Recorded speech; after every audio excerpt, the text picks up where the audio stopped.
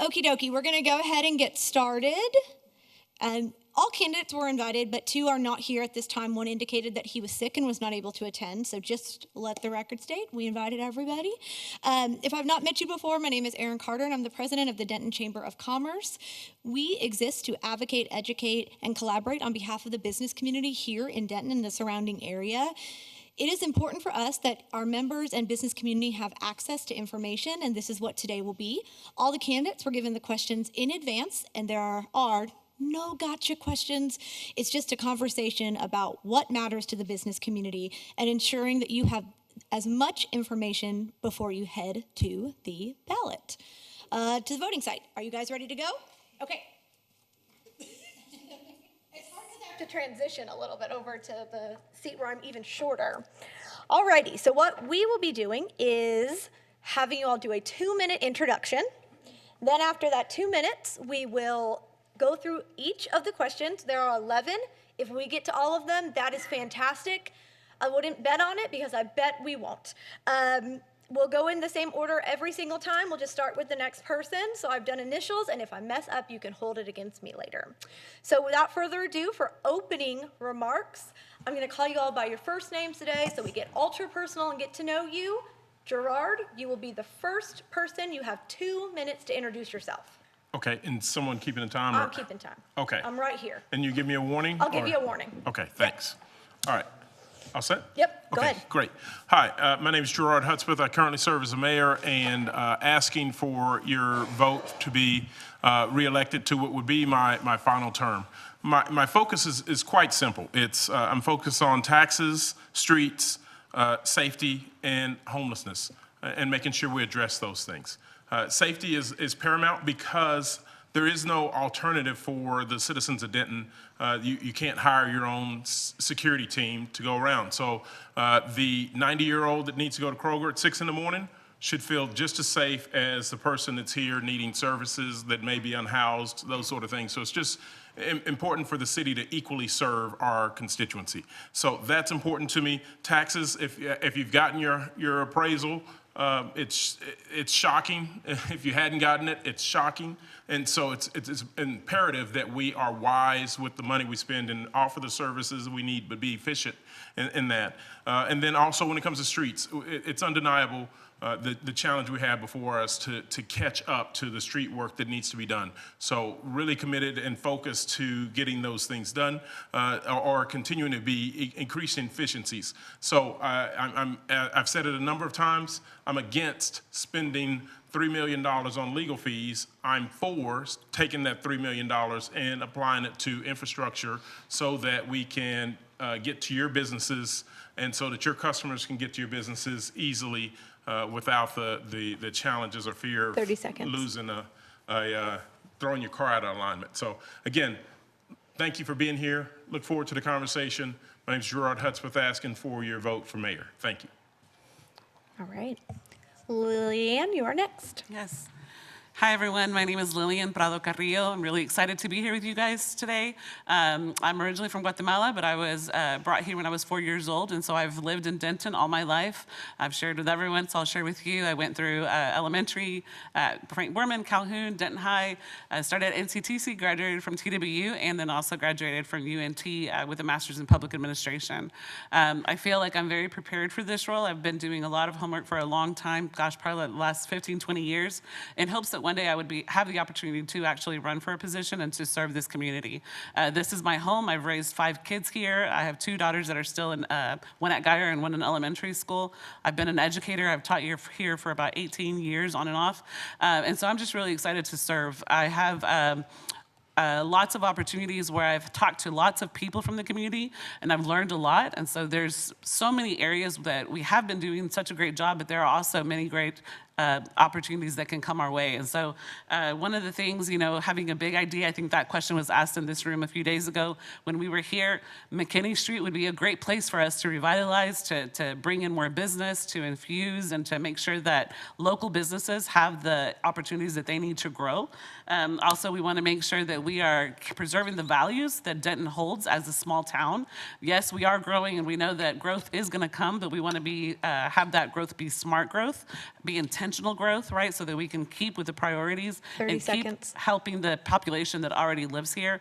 I am running for council because I do believe that council should be representative of the community that we actually are here in Denton.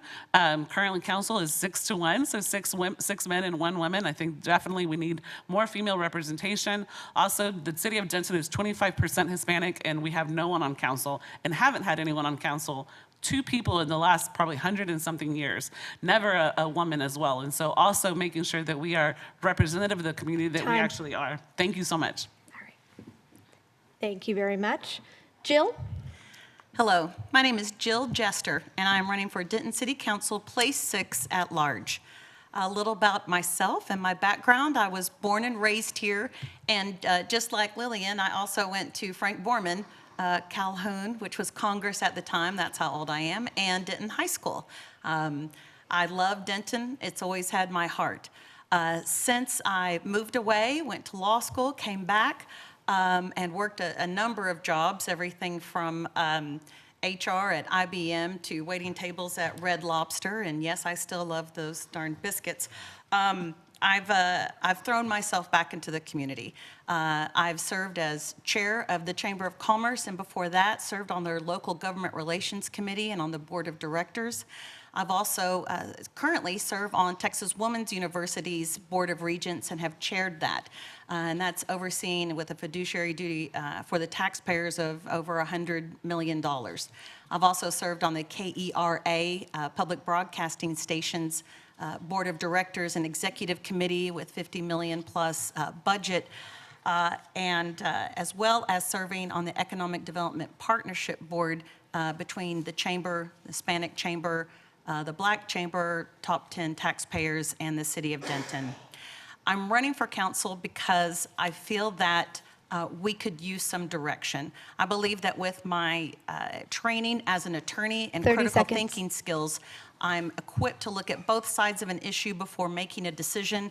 My experience as a certified mediator helps me find common ground, and I want to talk a lot more about what I want to do, but let's raise everyone up, every citizen, and that's exactly what I want to do. Thanks for being here and getting to know us. Thank you. Thank you. Erica?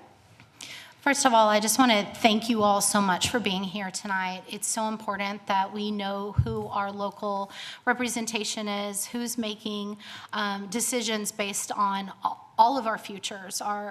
It's so important that you be here tonight, and so thank you for that. I've had the opportunity to meet many of you face to face, but a lot of you I haven't, so I'd love to just kind of tell you a little bit about myself. Again, my name is Erica Garland. I've lived in Denton for over 14 years. I am a single mom to 4 boys that I raised here in Denton. I work in the aviation field. I work for an airline. I hire pilots all day long, which is kind of an interesting job. But before I did that, I worked at the Denton Enterprise Airport just down the road. It always is funny to me how many people live in Denton and don't realize what a great airport we have. So I worked out there for about 10 years while balancing life as a single mom. And then I also have become involved in a couple of different organizations. I'm the HR director for a nonprofit called Operation Airdrop, which brings in and delivers medical supplies and essentials to people that are victims of natural disaster. It's a wonderful organization. Please look into it. And then I also work with a couple of nonprofits that provide scholarships for young girls to promote them into the field of aviation, becoming pilots, becoming A&P mechanics. It's something that I'm so passionate about. So I am running for city council because, like many, I 30 feel like seconds. we need to refocus and redirect and make sure that we're focused on our local issues. Denton is very specific and has a lot of unique issues that don't compare to other North Texas cities. And so I think that we need to get back to basics, focus on roads, focus on safety, and make sure that we are doing what our community wants and what our citizens want. Did you tell me time? You have 4 more seconds. Okay. You can do it. Thank you. I'm asking for your vote. I hope to meet each and every one of you tonight. Thank you. All right. Thank you. And Brandon? Stephen just emailed me. He said he's 5 minutes away. He got Okay. tied up at work. Okay. Okay, thank you. Thank you for that. Sure. Afternoon, everybody. My name is, of course, Councilmember Brandon Chase McGee. I'm very proud to represent the entire city of Denton. Anyone who has a Denton address, I'm your representative. And I've been so for the past 2 years on council. So I'm very excited to have the opportunity to again come before the voters and engage the job I've been doing. I first ran for city council 2 years ago because I thought that there was a very particular persuasion that was not present on council. You see, I'm a blue-collar worker, and as the only blue-collar worker on council, I understand that Denton is a blue-collar working-class town, and yet it's always regular blue-collar working people who are the ones that are most affected by the things that government does or fails to do. I perhaps understand that more than anybody else being in this seat. That's why I ran for city council. And 2 years ago, I ran saying that I was going to be the most accessible council person that we have. And I'm proud to sit here before you today and say I have fulfilled that requirement. There are so many of you that I know in this room because I've seen you, whether I've sat and had lunch with you or breakfast, or I've even been in 2 of your houses to talk about your issues. Accessibility is one of the most important things we can do in this job. That means showing up. That also means responding to phone calls and emails and text messages and social media messages. I believe that's the very basic floor level of what you all as constituents should require of us. We should show up and we should listen. And I'm very proud that I carried that 2 years ago and that I fulfilled that. 30 And I seconds. pledge to do that again. Denton is going the right direction, and I'm advocating for us to continue going the right direction. Look, it will be very simple for me to sit here and say we need to refocus, but I'm not going to do that because I'm not going to castigate the 1,800 hardworking men and women of the city of Denton who absolutely understand their jobs and do it excellently. The truth is that we can walk and chew gum at the same time. I don't have an agenda. I'm not going to tell you we're going to do this, that, or the other. Time. We're going to focus on listening to constituents. Okie dokie. Thank you all for adhering to the 2-minute time slot. You'll have 2 minutes for the rest of the questions. And we're going to go ahead and start with you, Erica. We just started with random. You're not seated in this order. How do you believe your experiences and expertise have equipped you for the responsibilities of serving as a member of the Denton City Council? And as a reminder to the audience, the candidates did have the questions in advance. You have 2 minutes beginning now. Thank you for that question. So as I mentioned in my intro, I've lived in Denton for 14 years. I've seen a lot of the changes in Denton. We've undergone several changes and transformations, both economic and otherwise. As I also mentioned, I was a single mom, so I know what it's like to have to make hard decisions. I know what it's like to have to be fiscally responsible and make wise choices for both myself and my family, just like many of you have to do every day. In my professional career, I've excelled in being an active listener, a strong communicator. I've built a strong network of relationships of both mentees and mentors to turn to. And in my experience, has equipped me with the necessary skills and knowledge to serve as a member of City Council, where I'm able to contribute to all of the community's betterment. I am passionate about creating a brighter and more secure future for the residents of Denton. A lot of Denton residents are struggling. They're struggling financially. They're barely getting by. So I would love to make a meaningful impact toward that goal of bringing everybody up. In addition to my career, like I mentioned, I've been involved with several different nonprofits where I've volunteered my time. And I am committed to using those skills that I learned through that experience to be able to make a positive difference in the lives of everybody. 30 across seconds. every economic background, across every part of Denton, so that it helps boost all families to where they get to the point where they're thriving in Denton. They're not just surviving and getting by, and I think that echoes to a lot of people that are living paycheck to paycheck or 1 or 2 paychecks away from, being in a really financially bad situation. So on council, I'd love to take all of that experience that I've had, being able Time. to. Thank you. Okay, Brandon, same question to you. Would you like me to repeat the question? I'm good. Okay. Thank you for the question. What expertise do I have that helped me in this job? Well, I've been doing this job for 2 years, and I've learned so much in the last 2 years. The way that I've done this job is the way that I run my life, and that's through relationship. So in addition to showing up, I have endeavor to form deep and meaningful relationships with as many people in this community as possible. And that helps me do my job, whether it was through Leadership Denton, class of 37, the greatest class ever, whether it was through my internship with Congressional Black Caucus, whether it was through Battleground Texas, whether it was through serving on an arts nonprofit board. I've been showing up, and the things that I have done have prepared me for leadership. They have taught me how to listen. They have taught me how to actually advocate for people. That means sometimes speaking up, but that means more often lifting others up and allowing them to speak up for themselves. This is the kind of non-traditional leadership experience that I bring to this job in addition to the regular leadership experience that I bring to this job. I've been active in this community since college. Obviously, you all know that I went to University of North Texas and I was at Collin County right down the road before that. I've been in this community a long time doing the work. I look forward to continuing the work, and there's a reason why most folks don't make the commitment to show up like I have, because it's hard work, guys. You all know this, being affiliated with the chamber. It's often thankless, there's long hours, people are always coming to you without respect for your personal boundaries, but this work 30 matters seconds. because you can make a difference. I look forward to continuing to use my leadership experience to advocate for all parts of the city, whether you live in a big home or an apartment home or a trailer park home. I look forward to advocating for everybody, whether you are overemployed or underemployed. I look forward to advocating for everybody. Thank you. Thank you. Lillian, same question to you. Would you like me to repeat it? No. Okay, 2 minutes. All right, so I'm really excited because, like I said earlier, I think I've been working towards this for a long time. And so very similar to Brandon, I was a congressional intern when I was an undergrad. I was part of Leadership Denton as well here through the chamber back when I worked for UNT.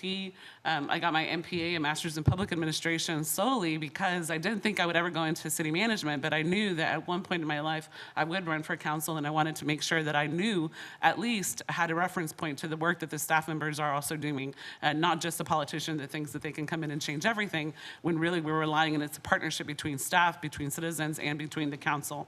I've also been involved in lots of grassroots organizations, so I am a part of LULAC. It's the oldest civil rights organization for Hispanic people here in Denton. We've been in existence for more than 40 years, every year giving away scholarships to Denton ISD students, making sure that we're advocating and connecting people who might have a language barrier to the resources that are available here in this town. I've also advocated for things that I believed in. I've stood right here and given testimony myself for things that I believed in, things that I advocated for. And even my daughter, who is now 15, gave testimony here at 10 years old for something that we believed in, that we thought it was worth coming to council and expressing our concerns. I've been working all my life. My family, like I said, is from Guatemala. We're first generation here. I'm the first person in my family to graduate high school, first person to graduate college. Lots of different things have 30 poured seconds. into my life. Lots of people have helped me. And so because of that, and because people have helped me, I have made it a mission in my life to also help and advocate for others. And so I want to make sure that everyone understands I do want to represent the entire city. I want to make sure that we are a community that is holding on to the values that we have, and that we are looking out for one another, and that we're doing things in a smart way. I think that all of these things have made me very equipped for this position, and I hope that I can continue talking to you and sharing more about experiences. Thank you. Great. Jill, up next, same question, 2 minutes. Would you like me to repeat it? No, thank you. Well, I touched in the introduction that I believe that some of the experience I've had as an attorney, where we have to issue spot, that we have to seriously consider both sides of an issue before we advise our clients, where we learn about our fiduciary duty to our clients to put their interest ahead of ours, has been helpful, as well as trying to find settlement when possible, because that's typically in the best interest of my client. And so that's what I'm always looking for, no matter what the personality or background of opposing counsel or opposing party may be. I also think that my broad background in the city of Denton is helpful for the relationships needed to best represent the entire community.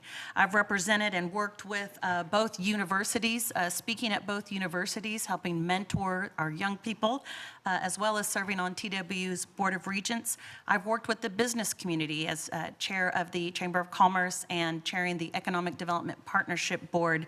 I've also worked in the arts. I was a beer booth captain. I'm not sure that that's an experience or that I should be mentioning. But I was on the board of directors for the Denton Arts and Jazz for a number of years, a member of Theater Denton, have performed with Theater Denton, and a member of the Greater Denton Arts Council.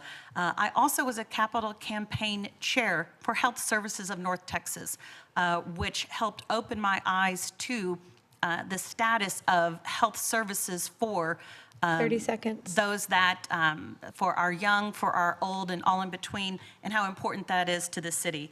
I believe that my role on boards and on help equate to council, knowing the difference between being on council and being on staff and what our purview is. I've been through good times and hard times, but I love working with people, and I love finding ways to be the most productive we can be while being respectful, and I would love to do that for all of the citizens here in Denton and bring a positive Time. energy to our government. Thank you. Thank you. Gerard, same question to you. 2 minutes. Would you like me to repeat it? If you'd be so kind. I would be happy to. How do you believe your experiences and expertise have equipped you for the responsibilities of serving as a member of the Denton City Council? You have 2 minutes. Got it. For those that didn't know, I ran for council a couple of times before and lost. Don't recommend it. Winning's better. First elected 2017, re-elected 2019, and through that time, those experiences have helped. I was elected 2020 in the middle of a pandemic, fights over Confederate monuments, George Floyd protest, so a lot of experience, and then Winter Storm Uri, a lot of experience there. I'll tell you, and it's any incumbent should be able to explain to you projects that they've done, not that the group has voted on, but projects that you've done. So I think that's important. So I work with the city manager on sidewalks on West Mulberry. If you recall, I can show you the pictures, but that right on that corner of Carroll used to be all torn up. So we worked and fixed that. Parking lot in Carl Jean Park, we worked on that, fixed that. Then West Sycamore Street, there's that parking in Pecan Place, there's a little carve out so that the seniors could pull in, and so we worked on that. And then e-bikes, I worked with the city manager to get e-bikes for the fire, parks, and the police. And so those are all things not voted on at the dais. Those are things that I advocating for individual constituents, and I think that's important. Then I'll talk about my service. So I served in a number of organizations, but I'll point out a few. So I'm a member and active in the Republican Party, NAACP, and LULAC, and I don't see the same people at any of those meetings. But that's important to be there and have those conversations. 30 seconds. And then I'll tell you, meeting times are down, right? And that's important for our staff, that they don't have 12-hour days. And the last thing I'll say is, I have a problem with identifying people by their work titles. I think that's divisive. And I don't want to say, hey, I work in legal, you work over here, this is what color my collar is. I don't want to divide our city. I want to unite our city. Thank you.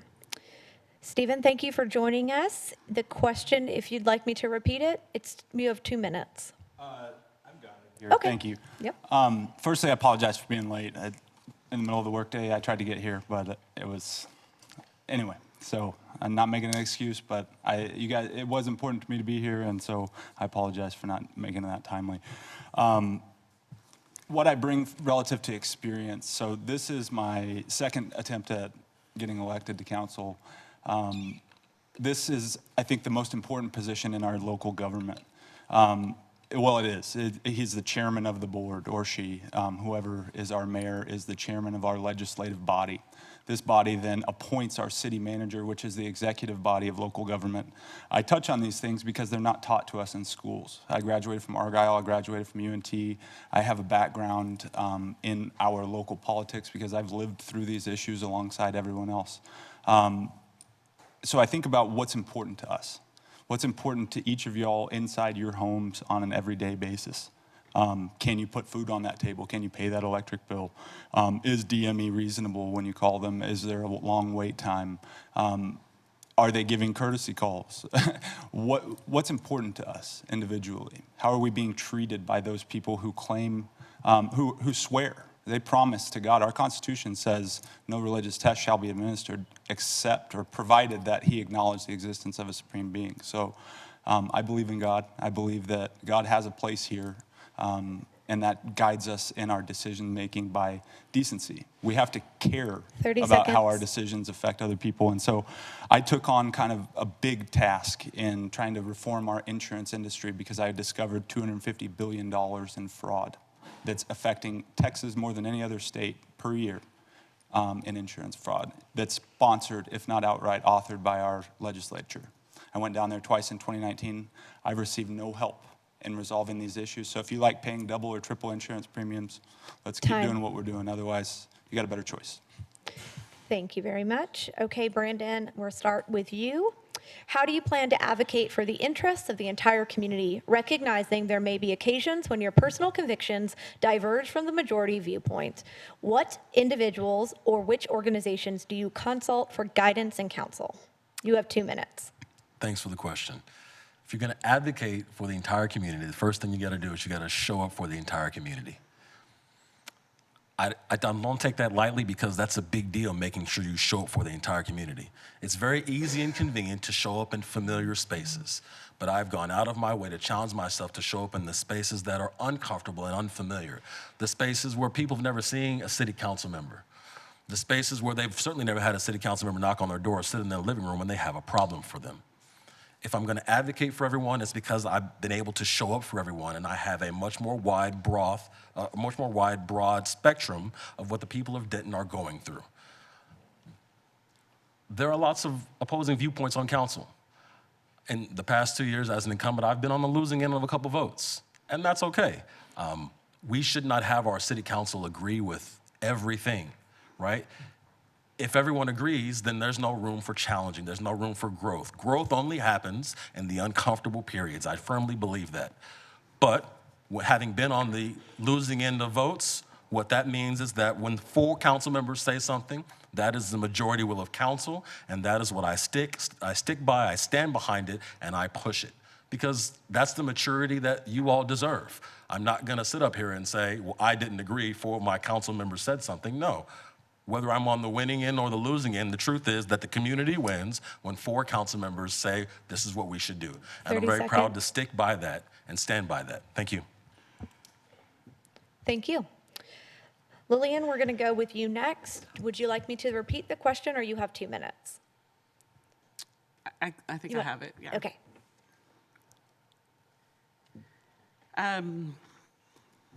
Well, now I have to look for it, sorry. Let's Okay. stop. Do you want me to read the question? Yeah, go ahead and repeat it. Yes, Okay. please. I'm happy to read the question. You never have to feel bad about that. How do you plan to advocate for the interests of the entire community, recognizing that there may be occasions when your personal convictions diverge from the majority viewpoint? Which individuals and or what organizations do you consult for guidance and counsel? You will now have 2 minutes. Okay, thank you. I think definitely being a learner and being a listener. I think going out into the community, showing up at different places, being accessible to different groups throughout the whole community. I don't think it's divisive whenever we say, different groups. I mean, the reality is we're all a little bit different, and it's okay for people to go and to make sure that you're accessible to all the different demographics, all the different groups that are in our community. I think we can make it divisive if we make it that way, but honestly, it's not. It's looking at different groups. It's advocating, it's learning what's important to you. If it's not important to the other group, then having those conversations and making sure that we can come together and really learn from each other. Someone else had said in another forum, they were seeking to be peacemakers and solution seekers. And I always take it a step further and say, well, I want to be a bridge builder. We're not all going to have the same priorities. We're all not going to have the same experiences in life. And so we need to find a way that we can come together and learn from each other. I think having conversations is been neglected in the past. If a business wants to come in and this group doesn't want this business, well, let's learn about it. Let's understand why there's a disagreement and then figure out if we can get past it, if we can move forward, and if we can come together. I think, obviously, being bilingual, I think that's going to help. We have 25% Hispanic people in this community, 31% K through 12. Not that all of Hispanic people can't speak English, but I think there's a large group that is not able to come together because they don't understand the language. I invited my dad today to come because I think he'd be proud of watching me up here. We used to clean these offices when I was a kid. there really wasn't a reason because he doesn't understand the language. And so that's something for us to consider. Personal convictions, I think I want to lead with integrity. I also am a Christian, and so I go to different people that I admire, people that I respect, spiritual leaders in my own community, and then also organizations that can kind of help me understand certain things and look at things from a different perspective so that I know how to advocate, know how to teach, know how to educate others, and make the best possible decision for all the people Time. involved. Thank you. Jill, same question to you. Would you like me to repeat it? No, thank you. Okay, 2 minutes. Okay.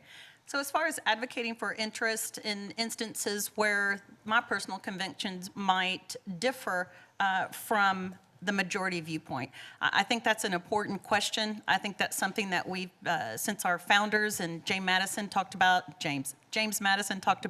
the balance between soliciting input, which we all should as elected officials from all different viewpoints. However, whatever our personal belief, making the best decision on behalf of the citizens, because we are called to lead in this position, and we are called to make hard decisions sometimes.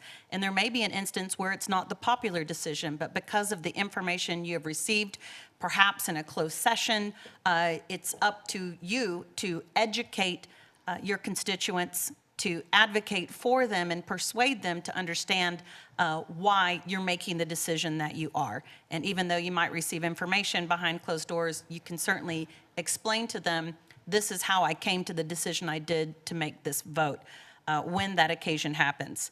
I also think that as far as what individuals or organizations I would consult, I think that that's one of the helpful things of being involved in lots of different areas of our Denton community, is having those connections and relationships and feeling comfortable reaching out to all of the different leaders of organizations or anyone that wants to give advice.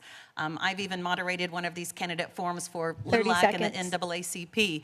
So I hope I'm representing myself as someone that is respectful of everyone, and I want to be the person that my dog believes me to be, and that you would entrust to take very seriously my fiduciary duty to put your interests ahead of mine at all times. Thank you. Thank you. Gerard, you're up next. Would you like me to repeat the question? If not, you have 2 minutes. Yes, if you would, please. Absolutely.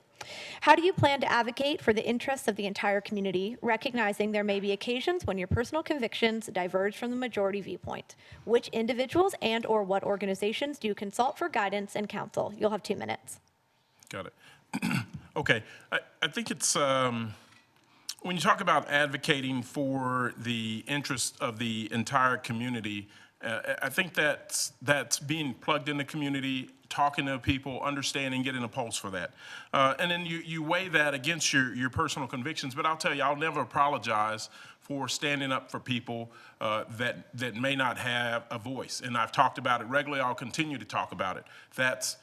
I don't agree with threatening the people that keep us safe, our police officers, with being fined $500 in the city they work in because they're required by the state to respond to marijuana calls. And somehow, if the city overreaches, I don't agree with that, nor will I ever. And so if I'm supposed to just drink the Kool-Aid, then I'm not your guy, right? If you want somebody to just go along, get along, that's not me. Blame my dad. I just get it honest. And so then you talk about focus on the issues unique to Denton and that are in our purview. We normally have agreement there. There's no disagreement on things like fixing streets, lowering people's taxes, providing services, having great rec centers, great libraries. There's no disagreement. Where we get into trouble is when we go violate state law. That's when people start falling off. So that's my problem. But then you talk about organizations. So I'll mention a few. So city staff I talk to regularly. I'll attend a lot of events, community organizations, schools. I go to 30 UNT, seconds. TWU, NCTC, and Denton ISD regularly to gain that input. And so those are the things that I rely on, just firsthand conversations and subject matter experts. There's different topics that come up, and I want to go to those individuals and talk to them and get a feel for how everyone sees those issues and find a unique and mutually beneficial solution to those. Thank you. Thank you. Stephen, same question to you. Would you like me to repeat it, or you have 2 minutes? No, I'm good. Okay, First, yo también hablo bien el español. Como que no si vives aquí? And so I just said I speak Spanish as well. I run a construction company now. I was in real estate at first. I pretty much get along with everyone unless there's an abusive aspect of that relationship. The only thing I've ever asked in business or otherwise is for fairness. And to the extent that it's within my power from the city, which I think goes a lot further than is being exercised today, but to the extent that that actually is true, when we as individuals have sacrificed our ability to bring suit against any state, federal, or local agency, but the mayor of any home rule city in Texas has that authority granted to them unconditionally. And for that reason, a maxim of law comes in that says if you have the ability to prevent a crime and you do not, you become complicit in the commission of that crime. I'm not trying to be ugly in my race here to represent you guys, but we have some big problems, such as a biologist from UNT who graduated with honors, a 3.7 in the sciences, I found out that mebendazole elicits a potent anti-tumor effect on human cancer cell lines, both in vitro and in vivo. That means, in layman's terms, MD Anderson in 2002 published what appears to be the cure for cancer. A sister drug popped up in 2008, and that drug also was efficacious in curing cancer. 30 seconds. All research goes away from that. So he says, I'm not the guy who is gonna kick the can down the road. I'm not the guy who's gonna not care, but he won't engage this issue. I understand that $500 billion in a pharmaceutical industry that's afraid of a cure is a big deal, but one life, a stack of $100 bills is 4 feet tall is $1 million. How many of those do you need to give God for the life of one person? Time. Okay, and Erica, same question to you. Would you like me to repeat it or else you'll have 2 minutes? Got it. Okay, Thank you. thank you. So it's been touched on by other candidates, but I'll just kind of echo what they say. Strong communication, I think, is really the key here. Call me weird, but I love tough conversations. I love having those really, intense conversations with people, having a, mutual respect for one another, being able to get to know their life experiences, their thoughts on things. If we differ, that's great. I want to understand them better. I want to broaden my understanding of where they're coming from and why they feel that way. I feel like it's so important to understand each other. It's how we learn. It's how we grow. It's how we become a more understanding and compassionate society. I think that everyone has something valuable to offer, and listening to diverse perspectives is essential to broaden not only our understanding of our community, but our world. Whenever I talk to someone, I try to find that common ground. I try to foster open, safe dialogue.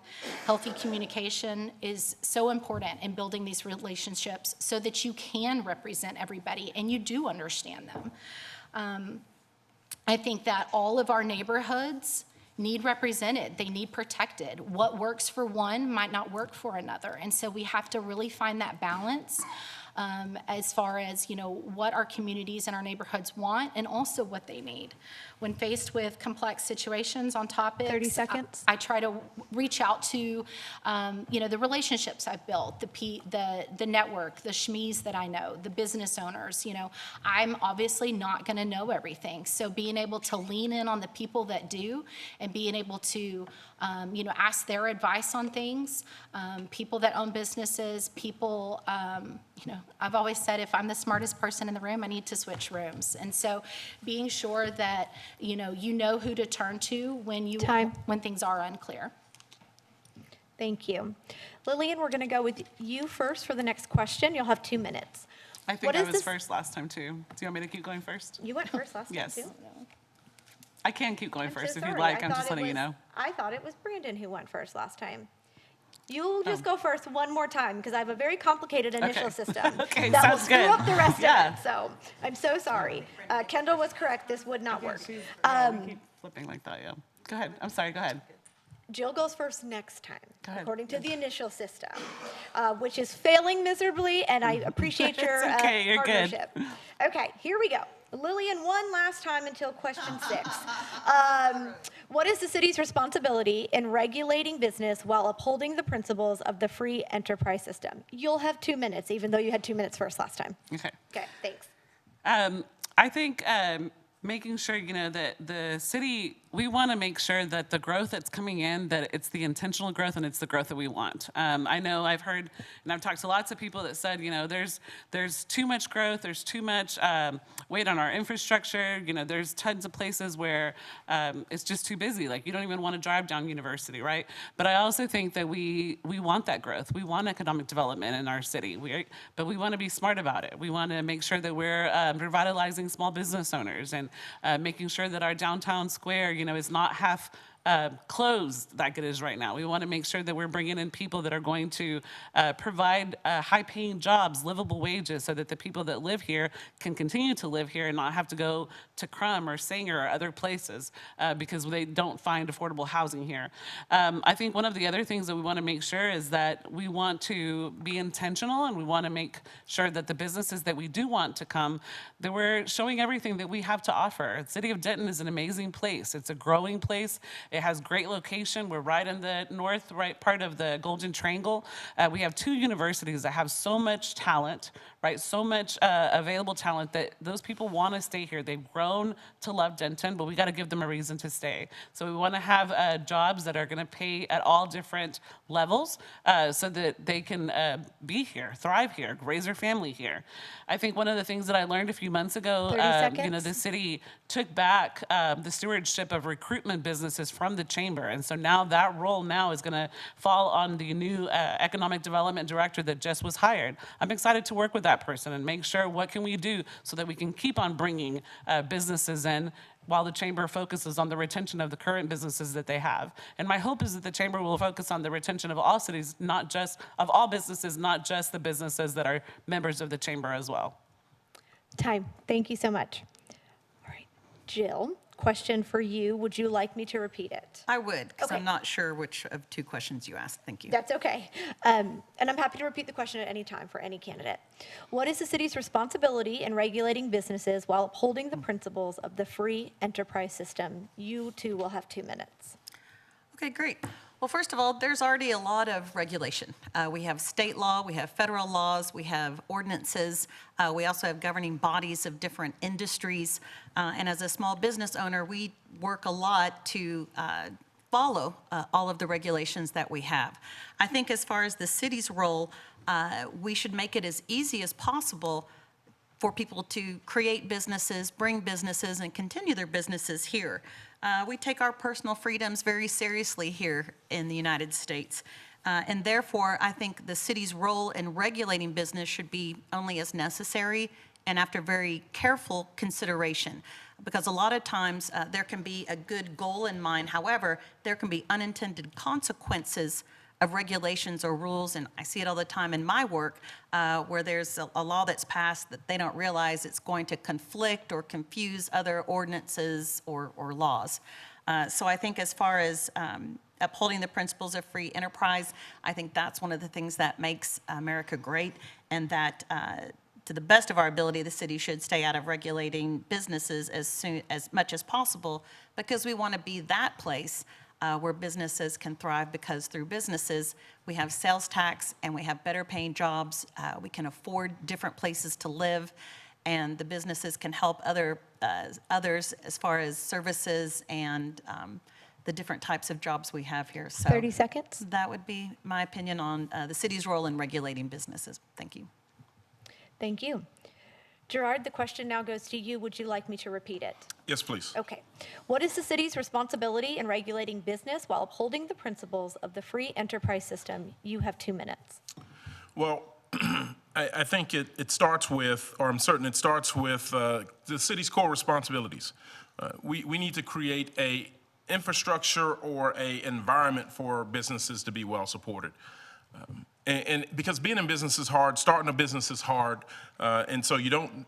What you don't need is, and when business people, you're out there. If you this is Q&A for you. Like, do you want the city of Denton to help you run your business and help you decide who to hire, and then tax you on top of that and then fine you on top of that? I don't think so. We'll have a role in the hiring process, but I think it's creating infrastructure for businesses to be successful, making sure our taxes are low and used effectively, making sure our utility costs are low. Those are all kind of costs that businesses can't control. So control what we can control in creating that environment. Better streets, safe environment so that customers feel good coming to Denton and shopping, but what we don't need to do is get into your P&L and those sort of things, trying to micromanage our businesses. So our role and responsibilities are around the infrastructure and things that are uniquely the responsibility of the city, and then the businesses can take it from there, and then we can also seek grants and those sort of things to help people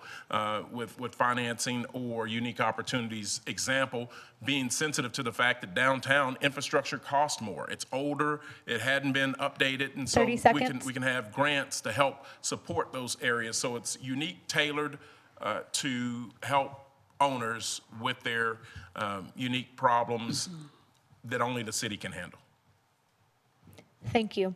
Stephen, same question to you. Would you like me to repeat it, or you have 2 minutes? I think I'm all right. Okay. Free market capitalism with a conscience. That is what made America strong. It is what we need to get back to. We have gone from that, and when the only really relevant adjective to describe the way our leadership incentivizes business is predatory, we have a problem, okay? And so we have to have someone in our highest role locally who's willing to sue when SCOTUS says that we should allow companies, these giant multinational companies, to fund political candidates in secret. We've got a problem. Citizens United is not in line with our Constitution. It is anti-constitutional to invite bullying into our society at an institutional level. It has nearly killed our country in 12 years since Obama's Supreme Court did that. But I'll point out that most of those people were appointed under conservative presidents. We have an issue that bridges any divide between left and right, and both sides, both extremes are working against the middle. What is decent, what is right, and what is true? I want you to be successful to the maximum ability that you have. Individually, you have the right to autonomy, the right to self-government. That's in the first 30 seconds. Clause of our Constitution, is that we are voting for, we are supportive of the individual right to self-government, okay? And so we should be the ones who are the arbiters of what is true and right and good in our own homes. And obviously I don't want the state in your business any more than I want them in my business, but there are certain things that decency requires be regulated, such as decency in general, and not saying that, hey, we're going to turn a blind eye to what SCOTUS says because these 12 people are, or these 9 people are the be-all, end-all. It's not that way. Thank you very much. Erica, it now goes to you. Same question. Would you like me to repeat the question, or you'll have 2 minutes? No, I'm good. Thank you. So finding the balance between regulation and free market principles is crucial to creating a thriving economy that benefits everybody. The job of reminding ourselves the job of council, what our responsibilities are, while also maintaining that we are a business-friendly city is crucial. One of the things that's been touched on recently is the ban the box ordinance. Upon looking at it, it sounds great. Everybody agrees that second chances are needed, and second chances are a good thing. I understand that, unfortunately, let me back up. My opponent has advocated for this. He's doubled down on this ordinance. HR law is not his forte, but it is mine. As an HR professional, this is something that I do every single day when I interview people. I understand that there are state and federal laws that are already in place for fair hiring practices. While removing the checkbox on job applications, like I said, sounds like a good thing, it's essential to consider the unintended consequences of doing something like this. This could mean larger companies, this could prevent larger companies from coming to Denton that would not only provide jobs, but careers to our citizens when they're looking at North Texas and they're looking at bringing a company here. If we have this ordinance, that could prevent them from coming here. 30 seconds. So it's vital that we ensure that we don't create unnecessary obstacles for not only our small businesses, but our big businesses in Denton.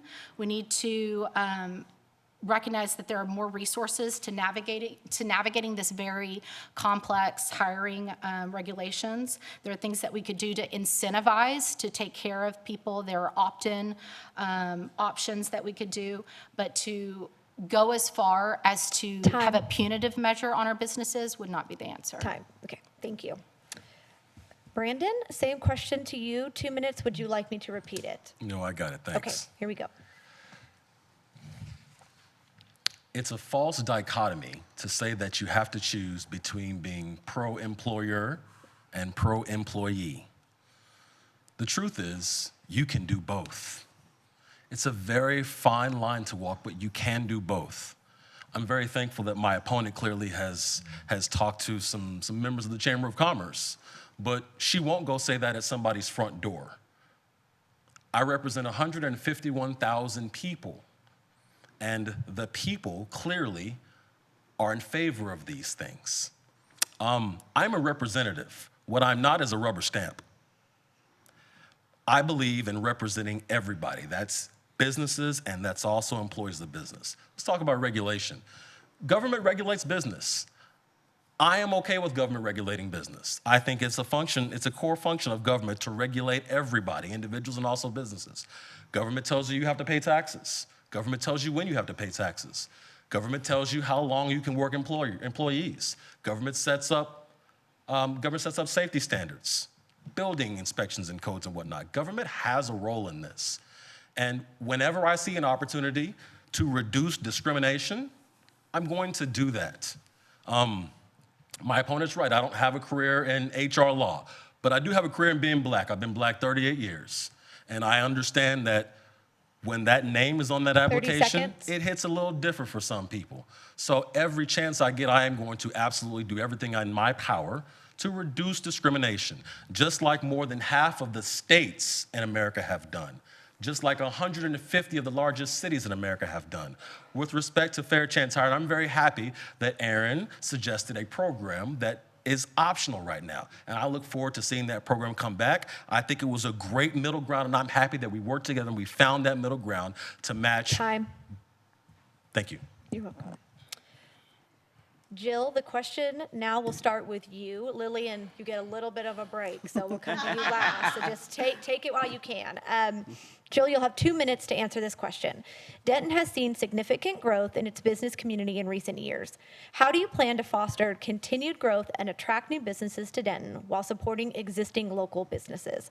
Additionally, what strategies do you suggest Denton to maintain its competitive edge in attracting new businesses? 2 minutes starting now.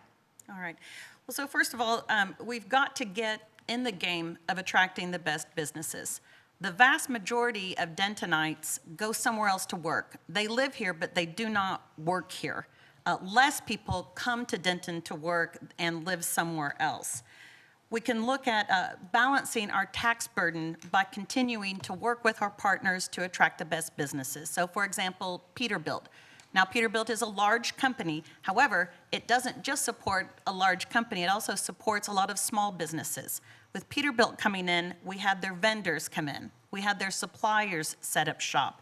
And those employees supported our small businesses by getting their hair cut, by going to our restaurants, by going shopping. So they can support and lift everyone up if we get into the game of finding the best partners that we can. How to do this, I would say first we've got to get serious about our Catalyst Fund. Currently, we have about $4 million in the Catalyst Fund.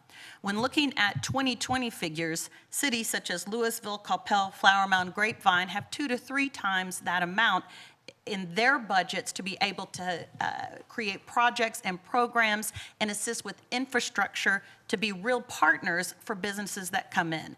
And what we don't want is the leftovers. What we want are the best for our citizens. And anyone can come and visit Denton, which is a great place. It's a 30 cool, funky seconds. place, but that's not why people bring businesses here. That's why they live here. That's why they come visit here. I would also say continuing partnering with the Chamber, with the Economic Development Partnership Board, and with our universities. And again, just always shooting for the stars and wanting the best that we can have as our community partners that then pour into United Way of Denton County, our daily bread, and make the services available that we need to support our Time. citizens. Thank you. Thank you. It's not a lot of time. It's a lot of a question in a short period of time, so thanks for rolling with it, everybody. Gerard, you are next. Would you like me to repeat the question? Yes, please. Okay. Denton has seen significant growth in its business community in recent years. How do you plan to foster continued growth and attract new businesses while Denton is supporting existing businesses? Additionally, which strategies do you suggest for Denton to maintain its competitive edge in attracting new businesses? You'll now have 2 minutes. I'll shout out to the chamber for just look at the increased number of ribbon cuttings, look at the Wake Up Wednesday, look at all the different events. The chamber stepped up and there's significant growth there. You have legacy companies in the city of Denton that have never been a part of the chamber that are signing up because they're seeing that energy. That's easily to capture and look at online. You know, I have a problem. Look, man, I've been black since I was 51. I'm 51, so that's 51 years. I'm the first black mayor. I never mention that stuff. Again, it's just divisive. I have a problem with it. You know, hey, did you pick what color you are? No. Onward, upward, we're all Dentonites, and I have a problem. I mean, it's just, look, I expect it. I understand it. He's lived in Denton since 2021, right? So that's pandemic forward. Never been to Foutsville, never been to all these things, right? And so I got to live here, right? I got to be here. My kids are both black and Hispanic, right? And they get treated very well here in Denton. It's a great town. We have great businesses, and this crap is what separates people, and it's not good for business. So I also suggest we shop local, invite people to Denton. I want to leverage our festivals because I'm trying to tell you the #1 hit that I play at everywhere I go. I was in a meeting in DC. It's like, hey, you got to come to Denton last Saturday in October for the coffin races. They're like, what is that? I think it's a box with 4 wheels. You put somebody in it and shove them down the hill. They're like, I'm coming. Great. So I'm trying to fill Denton up 30 seconds. on the last Saturday in October, and I'm trying to again not be divisive. That's just not the answer. That's not Denton. And I just, for people to cast aspersions that have not been here, just burns me up. It is very frustrating. I never bring up color. It's just not right.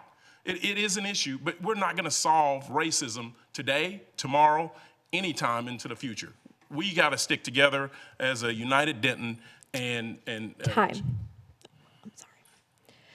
Stephen, you're up next. You have 2 minutes. Would you like me to repeat the question? No, thank you. Okay. I'm going to say just as a response to that, Mr. McGee has by far and away been the most available to me as someone who's been coming before this body with issues that are difficult.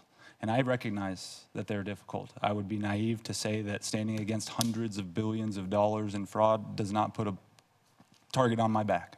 I know that. And I know that some of the opinions that I have expressed and will continue to do so, as long as there's air in my lungs to do so, are not that popular among the business without a conscience crowd. But again, we have to think about things that are important relative to our now and our tomorrow. I'm not necessarily looking backward at mistakes we've made individually, because that is why they say the truth will set you free, because we make mistakes. We are fallible. Error is human, right? So we make these mistakes. And so I don't think that that's going to be a productive way forward for us, but I do think that acknowledgement of traumas is a way that we can resolve some of that. So anyway, as far as the racism stuff goes, I've seen it, and I've grown up here, and I hate it, and I don't want anyone to feel like, you know, especially if you're black, you have more melanin, so you're somehow less. No. All of us were created by the same God who loves each of us individually. 30 seconds. And if you disagree with that, you disagree with Einstein, Darwin, and Newton. So that's not a very informed opinion. But relative to businesses, my guarantee as mayor is Denton will have cured cancer within 90 days of me taking office here, or I'll offer my resignation for having been wrong about something so important. That will put us on the map and make us attractive to other businesses more so than anything that we could do. And so that's my kind of first order of business. And it's taken some people close to me. My brother's wife died. Time. Okay. And Erica, you're up next. Would you like me to repeat the question? Okay, 2 minutes. Thank you. So I think it's really time that we look at our process and look a little closer and assess whether they're still effective in achieving our desired outcome. I think that we need to ask ourselves how are we compared to other North Texas cities? If an investor wants to come to Denton, that's going to bring, again, not just jobs, but careers to Denton. How do we compare to them? Does our process of getting a permit take 12 to 18 months? Or does it take 2 to 3 months? Time is money to these people, and they have a lot of it, but they like to keep it. So when they're looking at different cities across North Texas, and in Denton, it's taking 12 to 18 months just to get a permit or get through our process, our regulation, and other North Texas cities like, Frisco, Southlake, McKinney. I know and understand that we don't want Denton to be those cities. But we have too many people in Denton right now that are barely getting by. And we need to be more business friendly. We need to be attractive and draw the correct kind of economic development that will help bring all of our citizens up. I think that we need to ensure that we provide the right incentives to 30 encourage seconds. the right type of growth. The facts are that Denton isn't competitive, and we really need to look at why that is. What do we need to do? Why have we developed this reputation of kind of not being business friendly? Where did that come from, and what do we need to do to change it? Thank you. Thank you. Brandon, same question to you. 2 minutes. Would you like me to repeat it? Oh, please, sure. Okay. Denton has seen significant growth in its business community in recent years. How do you plan to foster continued growth and attract new businesses to Denton while supporting existing local businesses? Additionally, what strategies do you suggest for Denton to maintain its competitive edge in attracting new businesses? You'll now have 2 minutes. Thanks. There's a couple great ways that we can work hard to attract new businesses. The first thing we can do is we can continue to heavily invest in infrastructure. It's simple to say we're going to fix the roads. The truth is that Denton roads score at a B. As a truck driver, no one knows more about Denton roads than I do because I drive all over the Metroplex. And let me tell you, the worst roads in North Texas are certainly not in Denton. We have some challenges in town with roads. What we need to do is continue to work with TxDOT to fix their own roads before we take them over.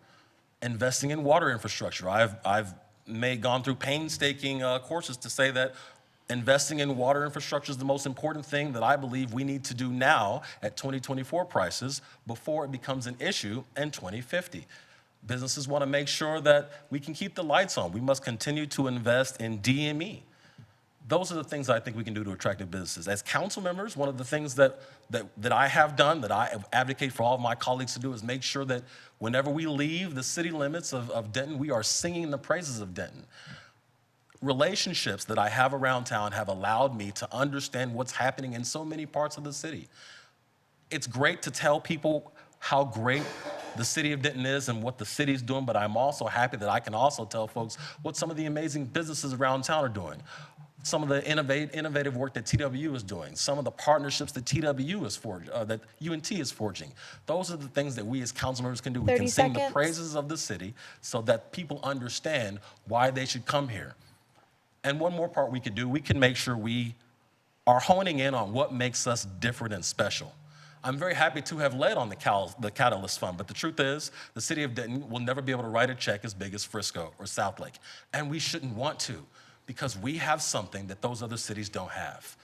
Our love of green spaces and parks and sustainability is what sets us apart. And I believe that's the button we should push on to tell everyone about to attract business. Thank you. Lillian, we told you we'd be back around to you. It is Yeah, I was like, finally did she your forget turn. me? Yeah. Everyone gets in that seat at some point. Would you like me to repeat the question? Yes, go ahead. Okay. Denton has seen significant growth in its business community in recent years. How do you plan to foster continued growth and attract new businesses to Denton while supporting existing local business? Additionally, what strategies do you suggest for Denton to maintain its competitive edge in attracting new businesses? You now have 2 minutes. All right. Absolutely. I mentioned it earlier. I think growth is coming. We know that's going to happen. Someone said, I think by the year 2030 or something, like almost double our size. So from 260,000 to potentially 300,000. That's incredible to me. So with that, you get excited, but you also get a little bit scared. I think we have to be smart about the type of business that we're drawing in.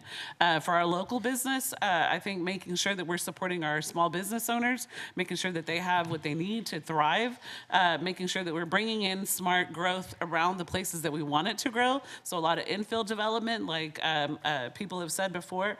We want to make sure that we're leveraging also incentives to businesses that might that are looking at us, that are interested, but that we want to make sure that they're coming, right? That they're going to celebrate and they're going to amplify the diversity and the talent that is already here at UNT and TWU. We want to keep that growing. So maybe lowering or maintaining those impact fees that are going to promote infill development, they're going to promote that infill growth, while raising the impact fees for people that want to cut down our greenfield, right? That are going to cut down our trees that we're never going to get back. And so we want to make sure that we're going to be smart about that. I do think and I believe that we don't want to be another, city in the Metroplex. So when people say Frisco, Plano, I'm not interested in that. I think if people want to live in those places, they're going to go. But Denton is certainly a different type of place, right? We have our festivals that are known. We have our universities that are here. We're a very diverse community. And so 30 there's seconds. things that we can do to make sure that we're tracking that kind of business that's going to have the same type of value so that we can keep on growing them. I think one of those things that we can do is have zero parking minimums. So zoning and regulations that are outdated that we need to take away so that businesses, when they come in, they're not wasting land on parking that's going to be useless, but on actual their business and how they're going to be able to promote and to give back to our sales tax base. I also just think that we need to make sure that we have walkability in our square. We can have mixed use. Imagine like living on the square in the top floor and then going downstairs to a bodega where you can get your groceries and then walking and having dinner at nice places. Time. Thank you. This is my least favorite part, is saying time repeatedly. But thank you. Okay, Gerard, it is your turn next. I will read the question. You'll have 2 minutes. What are the primary challenges Denton faces in terms of economic development? How do you propose to tackle the obstacles? And what role do you envision the City Council playing in fostering an environment conducive to economic growth? Same question will be for all of you. Gerard, start, 2 minutes. Okay. I think it's important to understand the offset that other communities have when it comes to spending. And it's important to understand your ecosystem and just kind of, again, going back to the history of Denton, Frisco didn't have established neighborhoods. It was a blank slate, so that's the way it's built out the way it is. Denton has had established neighborhoods since, for a very long time. And so we're never going to be a Frisco. That's not even a threat because it was just a blank slate, and so they built it the way they built it. It's not a real thing here. So understanding what our challenges are, understand those challenges of how much they have to spend, and truly, yes, being unique to Denton and approaching it the Denton way and highlighting what we have that's unique. And that's the workforce and some other things. I think it's important to understand what those key decision matrix are. They're different for everyone. So cold storage, when that came, obviously that's a utility discussion. Or if they need human capital, target distribution, WinCo distribution, that's a different conversation. So understanding those decision matrix is critical. And then you gotta. We also need to continue to grow small business grants and awarding those people that need help or are coming up with great ideas. I'm constantly looking for the Denton, Chip, and Joanna Gaines. Right there, that's one couple that's turned Waco into this, 30 seconds. Just upside down, right? And so who has that talent base here? I credit to Stoke and what they're doing. I want to continue to partner with them and helping entrepreneurs and just fill gaps. We don't have a youth sport arena here, and that's a gap. So identifying those gaps, filling those in is going to be important as well. Thank you. Thank you. Stephen, it will now be your turn. Would you like me to repeat the question? Yeah, please once. Absolutely. What are the primary challenges Denton faces in terms of economic development? How do you propose to tackle the obstacles, and what role do you envision the City Council playing in fostering an environment conducive to economic growth? You'll now have 2 minutes. Okay, so I think council has an important role to play relative to individuals' businesses, because they're the local rulemaking authority that determines how and when and what we can do. And a part of that is being out of the way enough for us to be able to exercise our own discretion there. But another part of that is facilitating new up-and-coming ideas and businesses. And really, I mean, I've got a lot of ideas, and if you go on the city's website today, it's not a very inviting place to be. It's very difficult to navigate, and there's not really an opportunity to engage there and find, you know, here's where we're reaching out to the community to ask you for your ideas and input. I know there's Engage Denton, but if you get on there, there's a lot of people that have a lot to say about that platform not satisfying the needs that we have. And so I think there are some compromises to be made, but there also is a definite directive and a duty that this body has to us in order to facilitate, you know, getting our taxes actually lower and not allowing, you know, because as a business owner, you are also a homeowner usually, and if your taxes have just increased commensurate to this value increase that you enjoyed, I'm sure, but if you've tried to buy a home in the last 3 or 4 years, 30 seconds. then you know that it was a very difficult process when BlackRock was allowed to compete with you. They were paying all cash. They were paying $10,000 or $20,000 or $30,000 over ask, and everything went to multiple offers. It was very tough for a single starting out family, and we saw the price point when I got into real estate in 2015 was $225 median. Now it's $368. That your job, you have to make 63 versus 105 for an entry-level job. So Time. who can afford what? Erica, you're up next. Would you like me to repeat the question? I've got it. Thank Okay, you. 2 minutes. So Denton isn't unique. There are a lot of U.S. cities that are facing economic development challenges. The thing that does make Denton unique is, like Mayor Gerard mentioned, Denton is essentially 2 universities, and then we built a city around it, right? So we have unique issues, unlike our neighboring cities. One of these issues is that because we are, you know, such a heavily populace of people that attend the university, we have a lower than average median income. So this can make it difficult for cities, for the city to attract larger corporations. A lot of these corporations, they look at that AMI, they look at what our average median income is, and then they decide if they want to come here or not. A lot of Denton households are Alice households, so they're asset limited, income constrained. So they're employed, they're working, but it's just not enough to get by and kind of make those, you know, make ends meet. So this can make it difficult to attract these larger corporations. So we have to look at what makes Denton competitive. What do we have that's going to bring this development here? Councilmember McGee recently made a comment that we don't have an HEB because council can't get along. And so this was actually brought up at council last week. He was inquired about this from staff or the city manager. 30 seconds. And he said, no comment. So these comments, when we say things like this, it's not only reckless, but it's dangerous because it feeds back into that reputation that Denton's hard to work with and we're hard to work with. What we need to do is council needs to make concrete steps to build strong relationships, to repair our reputation, and create an environment conducive to developing the right areas of the city with suitable types of companies, fostering that growth. And that's time. Is good for everyone. Okay. Brandon, same question to you. 2 minutes. Would you like me to repeat it? No, I got it. Okay. A couple of the economic challenges are the lack of new businesses moving here, as well as housing, right? Housing is important, and those 2 things are indelibly linked. We need to do a better job advocating for all products in the market. What does that mean? we have a lot of apartments going up, and the truth is, we on council, we can't necessarily stop the number of apartments coming up. But what we can do a better job is advocating for affordable workforce housing, and that's aimed to meet people who are making below the average median income that Ms. Garland just spoke of. Making sure we have high-end housing. That's important for companies that are going to move here because they need a place for their executives to live. So advocating for more ownership opportunities. As the only person on council who lives in an apartment, I, perhaps more than other people, understand that working people like me want to own a home because the majority of our equity is tied up into home ownership, and that's important. So making sure we have more townhomes. Throw in a few condos. Those are things that we can be advocating for. And the best way to advocate for those things is through having relationships with developers, telling them what we want them to bring, because they know if they bring what we ask for, we're more likely to say yes, and that makes the development process easier for them. The other thing that we can do is to make sure we are actively talking to employers around the country and getting them to come here.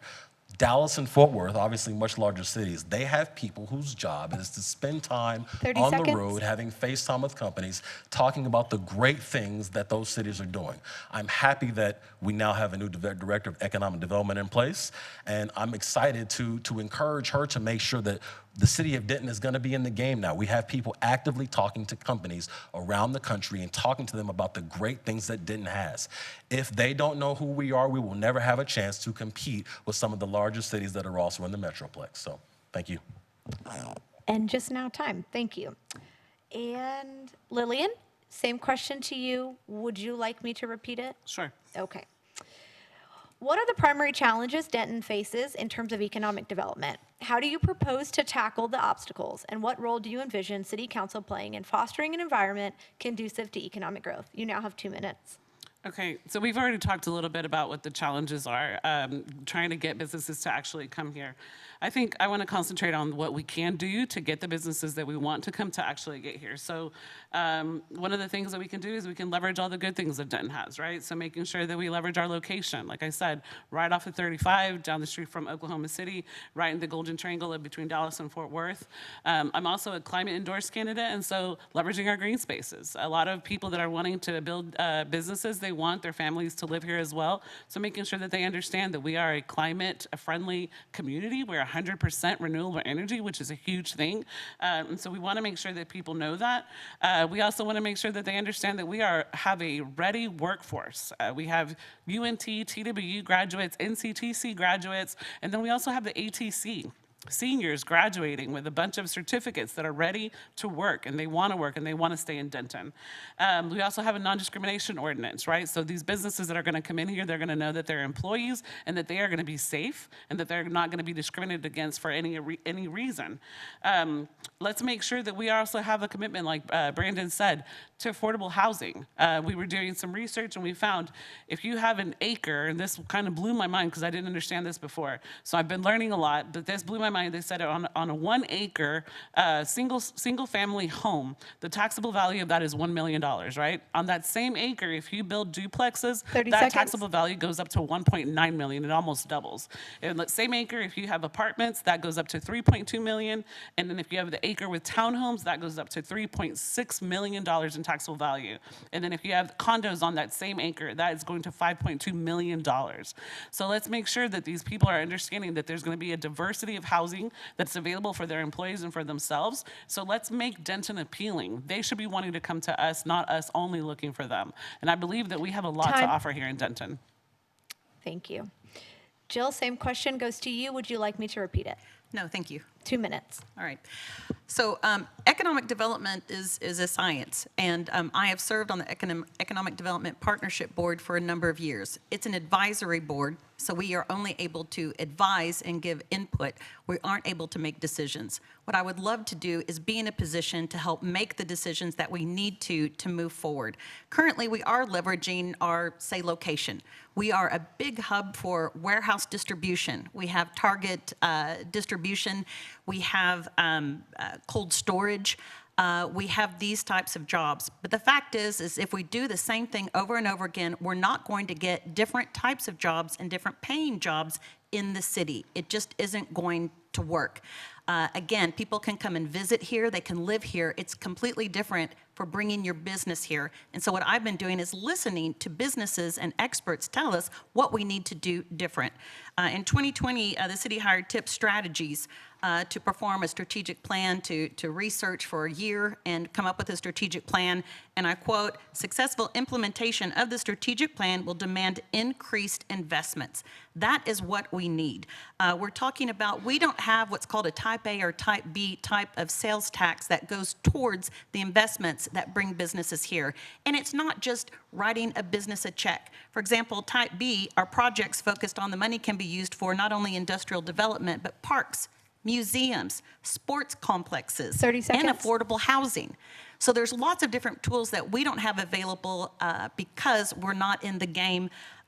There's not enough time to talk, but there's a lot of different things we can do, including looking at e-commerce sales tax, repurposing our existing tools, dedicating city incentive rollbacks. But let's be intentional and not just lay back and see what comes here.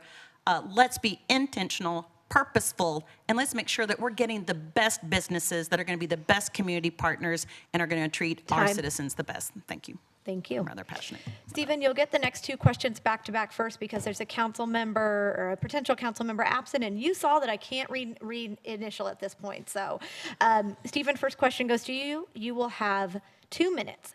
Adequate infrastructure is essential for supporting economic growth.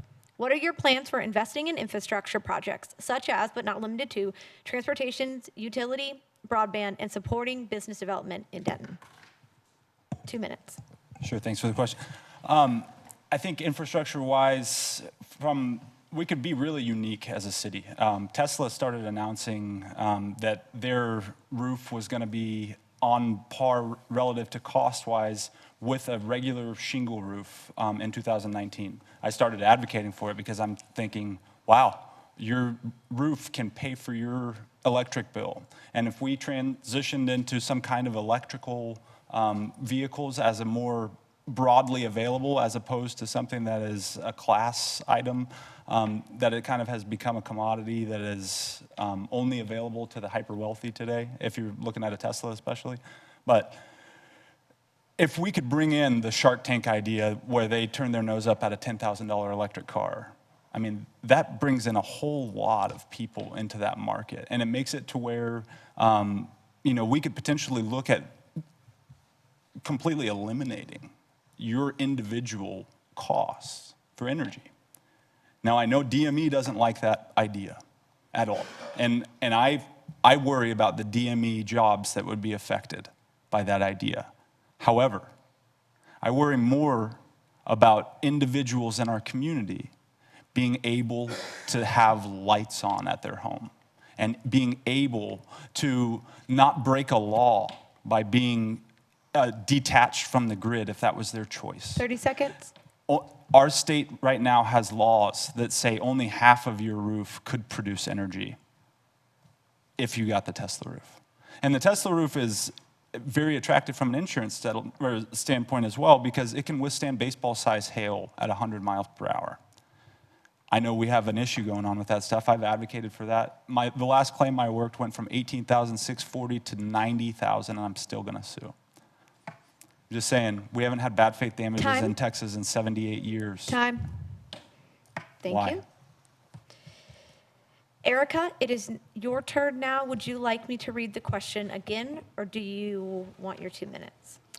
No, I'm good. Okay, 2 minutes. So my entire campaign has been the basis of me running. The whole reason I'm doing this right now is to bring the focus of council back to Denton, back to the things that we use every single day, back to our roads and our aging infrastructure.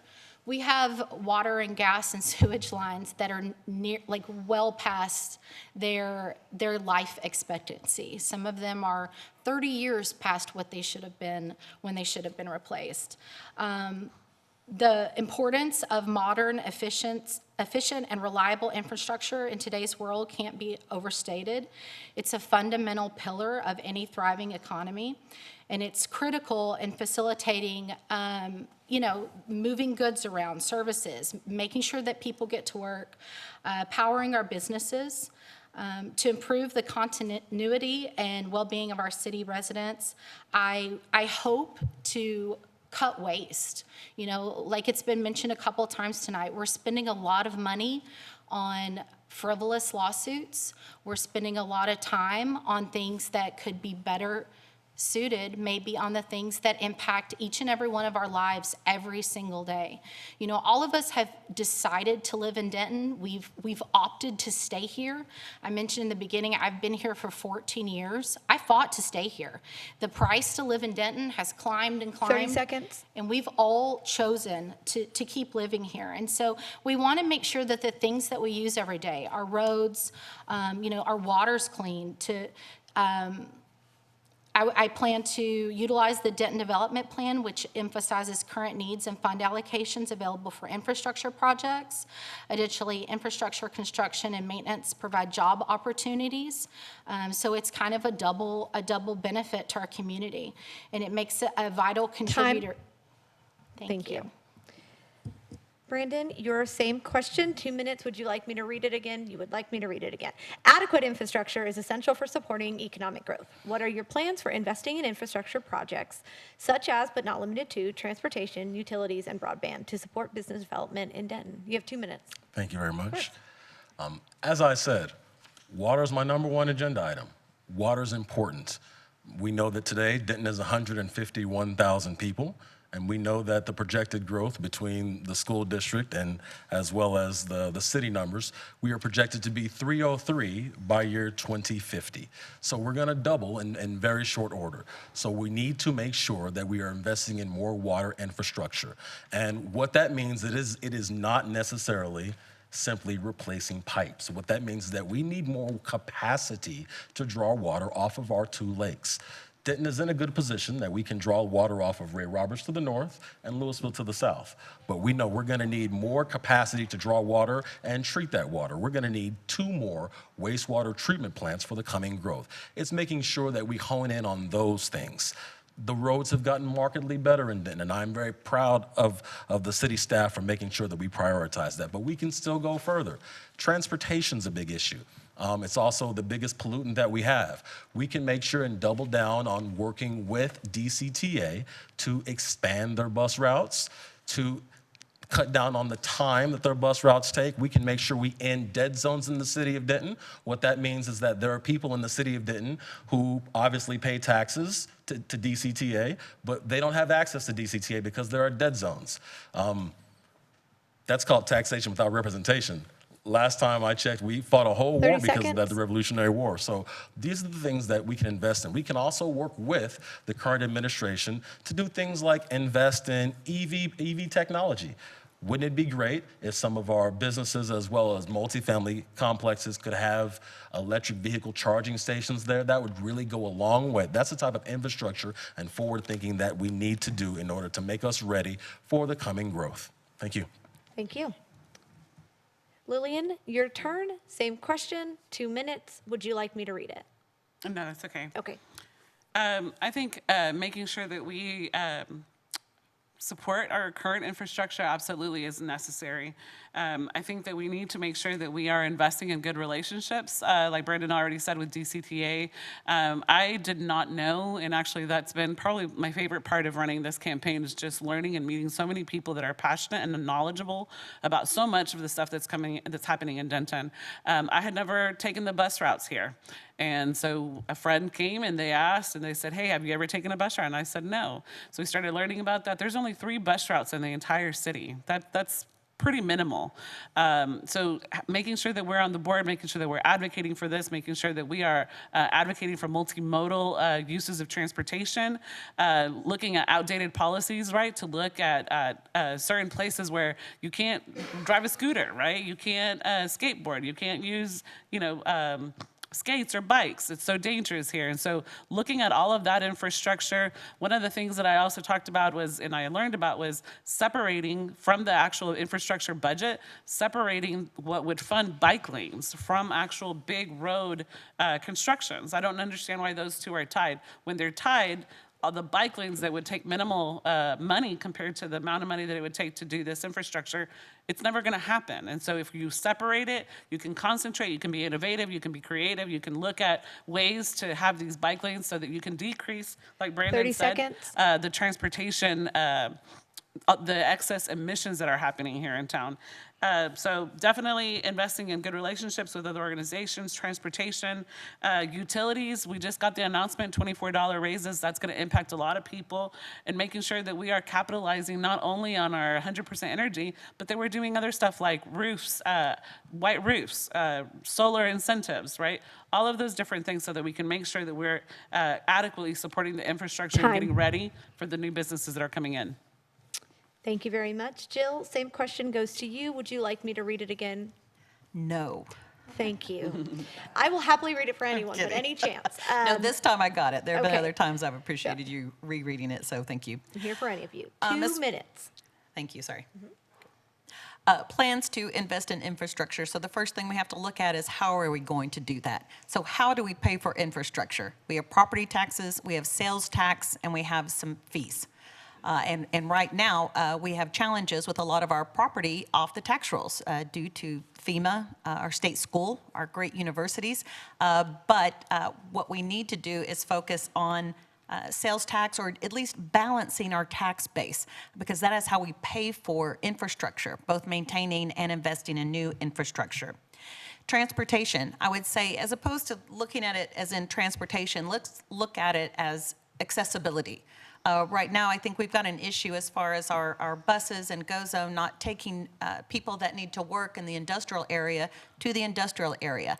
And I know that with our buses and the GO Zone, that ridership is actually up to pre-pandemic levels. So people are utilizing our transportation more and more.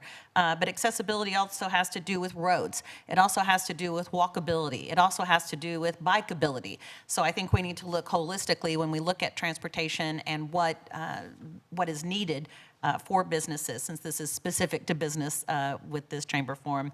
Utilities, I think we're very lucky to have our own Denton Municipal Electric. We get a seat at the table, which is not the norm in the state of Texas, and we have a 100% renewable energy. This year alone, DME contributed to the general fund over $2 million. In addition to that, they contributed to the sustainability fund and the catalyst fund. Broadband, we've looked at that before, and I believe that there were security issues, and that's why that wasn't moved forward. However, the fiber optic cable, making sure that that goes to everyone in every neighborhood, has been part of the economic development strategic plan and is almost complete. And I'm absolutely on board that everyone should have access to fast internet to the best of our capability. It's important. Thank you. Thank you. Sorry. Gerard, last question for you. Same question, 2 minutes. Would you like me to repeat it?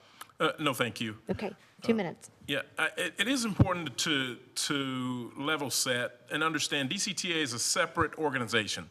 The City of Denton has a board member there, and interesting enough, I direct you to Pat Smith. He's set up $1 billion transit organizations or networks for when he served in the military, but yet this body, the council, voted him down twice to serve on DCTA. He can explain that to you. It's still troubling for me. And he can explain that the person that they opted to appoint had no experience, which is troubling. You have to have experience there because they are an independent body. We can't regulate them. So when you hear talk about bus routes, all those things from DCTA's perspective, that is a separate body that we don't control. So focusing on the question about Denton, what can Denton do? I think it starts with, and I'm going to use Pat Smith's message when he's doing Serve Denton. And mind you, he has Serve Denton, Serve Louisville, and 3-4 other cities that are coming to him for his expertise. We voted him down twice. But he says you need a feasibility study first, and I agree with him. So a feasibility study to understand what infrastructure the City of Denton can and what's most effective, but some that I've kind of understand is foot traffic for the west side of Hickory. That area is struggling to maintain, so I want to continue to focus energy there to incentivize or make it easier for people to be there walking into downtown. So that's an area that I would focus on from you look at the east side of Hickory and investment on the infrastructure infrastructure there and how that's benefited there. Then I'd also look at the Newton Razor Elementary. So I went to school there, and they're moving. And so that's frontage on University Drive. What do we want to do there from an infrastructure standpoint? And then the airport. Hillwood has established Alliance who we bus people there for jobs, but now they're going to be in the Denton area. What can we learn from them? What can we leverage from their relationships? Time. Thank you. Thank you. Okay, last question for the evening so that you all have a little bit of time to engage with the folks in the audience. Stephen, we're starting with you again. The Chamber's mission is to advocate, educate, and collaborate for Denton businesses. How do you align with this mission and envision yourself as a collaborator in fostering a thriving business community? You have 30 seconds. Oh, wow. I'm sorry, you have 2 minutes. I'll restart you. I'm so sorry. Honestly, I was checking if I was paying attention. You have 2 minutes. I'm so sorry. That was a really long question. Here we go, starting now. Changes the gears a little bit here. All right, so I think the most important thing is to find out what our business owners need. And so I think, again, it's not hard to call out an adversary. It's kind of fun, actually. It's hard to call out a friend. Family, it almost doesn't happen. And so telling people that, hey, we've got this problem, and here's the ways that I've seen it affect people within our community or me personally. And for these reasons, I think we need to do something, and we can do something. Again, the mayor is vested with a unique power relative to the political system in Texas. The mayor can sue, and sue often, and that's really what we have to do in order to have peace. Because there are a lot of people who have been marginalized within our own community. Our forests are filling back up with people, many of the people who the state stole their home. And you can look at that at the 2008 crisis and see where 5 million homes went. 6 million jobs, 8 trillion in American assets gone in a day. Took a couple years to roll out, but that was the reality of the 2008 financial crisis. Quantitative easing only goes so far. And so, getting back to the question, I think that there are some kind of all hands on deck situations that we have to really focus on. And once we alleviate some of this pressure on the individual families, and especially if we can be a trendsetter in that way, I think we'll be more attractive from a business owner standpoint and especially from an individual standpoint. We're friendly to the people who live here and run businesses here, and we have an open door policy. We have open courts that aren't conducted in any way, for any reason, in secret. That's what the Constitution guarantees. If you elect me your mayor, you will have fair, and you will have your Constitution and law back. And I know other people say that they value it. What do they do? Time. Okay, thank you. Erica, same question goes to you. 2 minutes, not to be confused with 30 seconds. Would you like me to read the question?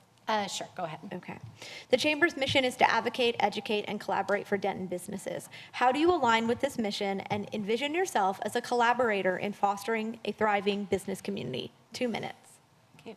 So, like many others here tonight, I'm a longtime member, a longtime community member of Denton. I've lived here for 14 years. I think that it is important to shop local, support our local businesses, keep Denton's dollars here in Denton.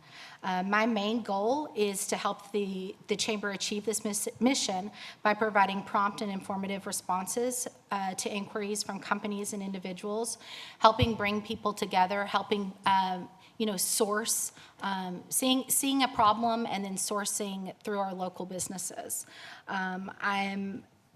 I am and will continue to be a reliable partner of the Chamber by promoting and flourishing business community and offering practical insight and recommendations to those that need assistance.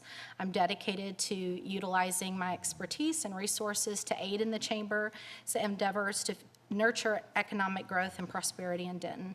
What the Chamber does is amazing. It brings people together, it helps support our local businesses, and so any part that each and every one of us individually can do to make that a better ecosystem where we're just feeding one to another and helping find those needs and then being able to resolve those at a local level, that's a good thing. It helps everybody. It helps keep our dollars here in Denton, and it helps prop up our business 30 owners. seconds. Many of those are struggling, so that's one of the things that I feel like is a very simple thing that each and every one of us can do. Thank you. Thank you. Brandon, same question goes to you. 2 minutes. Would you like me to read the question again? Thank you. I think I'm good. The mission is to advocate, educate, and collaborate. I appreciate that mission. I very much align with that mission, and let me tell you how. I don't just go and talk to employers, or I also talk to employees. And the best way that I have done that and will continue to do that through my advocacy on council is making sure that I am showing up everywhere, listening to problems, and also doing my very best to address them. Collaboration is important to me. I've gone out of my way to make sure that I collaborate, obviously with the Denton Chamber, but also with the Black Chamber in town and with the North Texas LGBTQ Chamber. You see, I told you that I believed in representing everybody, and I know that sometimes in some organizations, everyone does not feel represented. So as a representative, it's my job to go find people wherever they may be, in whatever organization they may be, so they can feel understood and represented. As I said earlier, I'm a representative, not a rubber stamp. So in terms of education, I believe in sharing everything the knowledge that I've gained by being on city council with as many residents, whether they be business owners or employees, as possible. Because it's not just my job to advocate. I want to encourage people to be able to advocate for themselves. I talk about accessibility a lot. Having been the most accessible person on council, it's also important for me to make sure that people know how to advocate for themselves. People who can advocate for 30 themselves, seconds. they are much more likely to be able to get the things that they need. It's important to be able to advocate for themselves, and I am happy that I have spent a lot of my time telling people just how government works, because the truth is that people outside these walls, outside the downtown area, a lot of people don't understand how government works for them. So it's been my honor to be able to explain to them how this process works and make sure that their voice is adequately represented from this seat on City Council. Thank you. Lillian, same question goes to you. 2 minutes. Would you like me to repeat it? No, I have it. Thank Okay, you. thank you. Okay, so the question, how do I align with the mission? Absolutely, I align with it very well. Advocate, educate, and collaborate, right? That's what I do. That's my profession. I've been an educator, like I said, for 18 years. And so I want to make sure that businesses, people, families, community know the things that are accessible to them. So how do we do this for the Denton businesses? And how do I envision myself collaborating? I think it's important just to make sure that anything that I hear when I would talk to other people, communities, organizations, right, or even the small businesses that are not currently part of the chamber, is relaying that information back. We have to identify the needs. The reality is, we've been a member, LULAC, I'm the president of LULAC right now, and we've been a member of the chamber, for the last, I think, 4 or 5 or 6 years. And the opportunities that I have gone to, the chamber events, it seems like it's always the same type of people, the same people. And so I want to make sure that we're involving the rest of the businesses as well, right? If they're not currently business members, let's figure out why. Let's figure out how the chamber can work towards working with all of the communities and all of the business owners in Denton. I think if we do that, then, now that the chamber is only tasked with retention and not recruitment anymore, I think that's something that they can concentrate on, and that we can make sure that the businesses that are in existence are going to keep thriving. The other thing is I look forward to just working with the new director of economic development. I think that that's going to be an 30 exciting seconds. thing for the city of Denton, coming in with the expertise that she has from the places that she's worked. I think it's going to be an opportunity for us to make ourselves, like I said, more accessible, more inviting, that we want those businesses to come in, but we want them to come in only if they're going to maintain the same values that our community already has. And I think those values are pretty evident, right? We are a tight-knit community. We are a trusting community. We're a generous community. We want to make sure that we're growing, but that we're also investing back in the people that live here and the people that call Denton home. Thank you. Thank you. Jill, same question goes to you. 2 minutes. Would you like me to repeat it? No, thank you. Go ahead. So talking about the mission and how I jive with that. So it's educate, collaborate, and advocate. Well, as far as advocating, that's what I do for a living as a practicing attorney. And what I do, because it's in the best interest of my clients, is try to find common ground, try to find what we can agree on. So we're being productive and we're only debating the issues or the facts that have to be put before the court. Well, it's the same in council. We want to find agreement. However, when it's time to be bold, to be courageous, that's something that we need leaders to do, and that's something that I'm willing to do. Education. Well, as city council members, we must be informed. We must go through all of the material. We must go to the experts to understand what ordinances are being discussed and the ramifications of any changes that we want to make. But we also need to inform our citizens, because without an informed citizen, you can't make the best decision and they can't make the best decisions for our future. And I think that the city is doing a good job of that as far as putting out periodicals and what is available on their website. Collaborate. That's my favorite. I enjoy utilizing strengths of different types of people. I have been asked as a white, middle-aged, overweight lady from a small town in Texas to MC or moderate events for the Black Chamber of Commerce. As I said, for LULAC and the 30 NAACP, seconds. for Our Daily Bread and United Way of Denton County. Everyone fits in Denton. We're all different, but we come together and we must unify in order to be our best. Denton is original and independent. We must unify as a community. We need to know our neighbor, and we need to lift each other up to be the best we can be. And I am incredibly hopeful and love this opportunity. Thank you so much. Thank you. Gerard, last, to answer this question, you have 2 minutes. Would you like me to repeat it? No, thank you. I'm Okay. gonna try to power through it as fast as I can. And so, first, I'm a chamber member. That it starts there, right? As an individual, not as part of an organization. But then also, meeting with businesses regularly. I'll tell you, I was at the groundbreaking for Andy B's and the Villages of Razor Ranch, and a number of other businesses there. And so going back, and it's not just showing up now, it's present then. You look at the chamber events. Look at those pictures. See which council members are attending those events. It's simple. Pictures or it didn't happen, right? That's what people say. So take a look at it. And then also just, it's important to be the voice and connect people with the right person. And that's not at this dais. We make policy. When you're talking about issues, we're connecting you to city staff. Who's connecting you? Just think about that as a business owner, as a manager, et cetera. Who connects you with city staff to get things done? Because that's where the rubber hits the road. Then also, it's important to shop local and have ideas. We need fresh ideas at the dais. And so what I came up with for North Texas Fair and Rodeo is I work with Signorama, and I said, hey, and talked to the businesses at Wake Up Wednesday. I said, anybody that has a business that wants a sign in North Texas Fair, come on.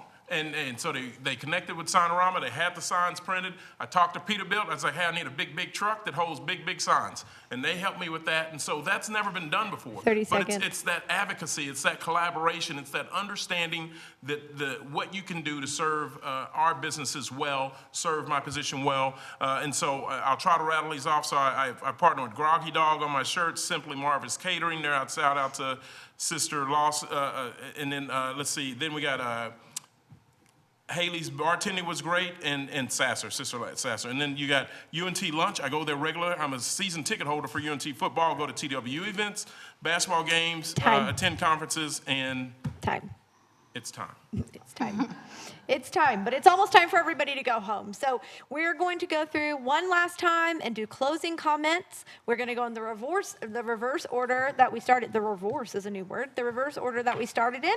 You'll have 1 minute this time for the sake of time. Brandon, we're starting with you. 1 minute on the clock. Thank you very much. Thank you all for being here. Thank you for your engagement. Thank you for your work that you do and your advocacy with the chamber. It matters. It's important. As I told you, I first ran for city council because I saw a very particular persuasion of Denton not being represented. Regular working blue-collar folks. Denton is a blue-collar town. I'm proud to be a blue-collar worker. I understand what blue-collar families need. 30 seconds. Perhaps more than other folks. I'm very happy to continue this conversation. I look forward to continuing my service on council. And It's important where we show up. I've made sure that I've showed up and been the most accessible council person that we have. I look forward to continuing that advocacy. And it didn't take me 14 years before I got off the couch and realized I needed to get involved. I got involved right away, and I voted in more than one just city council election, because I shouldn't ask for your vote if I've only voted one time in a city council election like my opponent. I'm asking for your vote. Thank you. Time. Thank you. Erica, 1 minute on the clock. You. I also want to just thank you all so much for your time. Again, it's so important that you be here tonight.